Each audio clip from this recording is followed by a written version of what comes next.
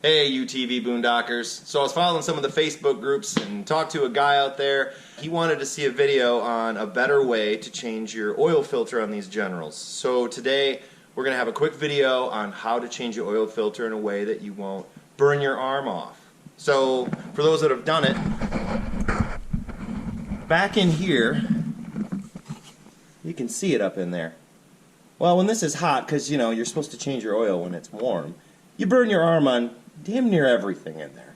So I got to give credit to my buddy Justin. We sat and thought about this. So I'm going to show you a better way so, you know, it's a lot safer. Stay tuned. Okay, we're back. And boy, this thing is filthy. So we're going to change this oil filter from this side. Yeah, I know. Doesn't make much sense. But when you look at it, you may think, that's a lot of crap to take off. But I will tell you, it is actually not too bad. And I'm going to tell you about another quick story. So, buddy of mine, we changed his oil, went out on a trip, and as we're riding, oil was all over the place. In fact, he noticed when we were riding and it was losing power and the engine light came on, and we were thinking, uh-oh, something cracked, didn't know. Short story long, a pool of oil, and a little inspection later, it appears that on the edge of the oil filter, you know how they're painted black, a little tiny flake of the paint somehow got itself in between the rubber seal and where it mounts to the engine, and that little tiny bit just gave, you know, the ability for the oil to work its way out, and it just sprayed all over in there. So it wasn't anything horrible. You know, we stopped, pulled it back and checked it out, but we found that because you could actually see the mark in the rubber seal. Why am I telling you this? Well, you need to make sure you get a good seal and you clean up everything really good. You can't do that very well from the other side. So what we're going to do, and I'm not going to do this off camera because it's, you know, I hate watching those videos where people do this, but we're going to take this off, and if you can see back here, we're going to end up taking this big boot off right there, just up top, and then last is this guy, see if I can get the camera up there, it's this one right here I'm shining the light on, this little tube. We're going to take it off the back side of this, right, and I'm pretty sure it's just a 5/16 nut.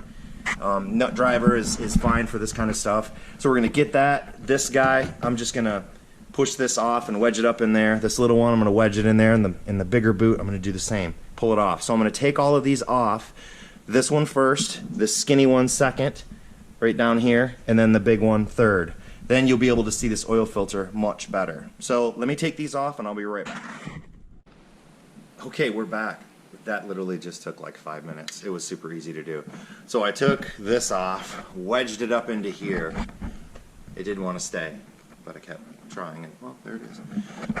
Next, I took this hose off. Again, this goes right up there, the back side of this. Move that down, and then this guy. So there's a little tab. Come on, light. I'm just going to brag off this light because I do really like it. There, we'll stick it. So there's a little tab right here. You can see there where my finger's at. That fits this groove right here. And what I found is an easy way is you loosen it up on this piece here, squeeze it, and then take the bottom off first and then the top. But as you can see right in there, you can get right to your oil filter from this side. Way easier, nothing to burn you. Unless you want to paw around in there, you'll find the exhaust. It'll definitely find you. But it's a good way, then you could see it, and if you have one of those foldable mirrors, those are super handy. You just bend it and you can kind of look in there, wipe everything off. I usually like to wipe it all off with a rag real quick. This thing is filthy. And I never keep my rig this dirty, but I've just been working with it. So, but yeah, wipe it off really good. Maybe blow it out with an air hose. Make sure you get all the debris gone. And then get right to it. It's pretty simple. So, once you get that finished up, and this little light, by the way, this Nebo thing, this is awesome. You get it at the hardware.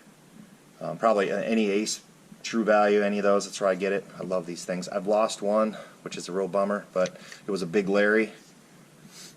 So not marketing these at all, but I really like them, and they're pretty bright, and they stick just about anywhere because they're magnetic. So maybe that's how I lost the other one. It just stuck to something and I went off riding. But anyway, yep. So again, you put it back on, it's reverse order. These things kind of get in your way a little bit, but it's no big deal. So putting this on, on camera will be a hoot. Just make sure it's sealed up really good. You're getting a pain in my butt. I don't know what happened there. The card kinda, my GoPro gave me a little strange air. But anyhow, yeah. Put my hand on the other side to make sure it's sealed good. And I'm just wiggling it back on. And see, as long as you have this little tab here, as long as that's on there good, you're good to go.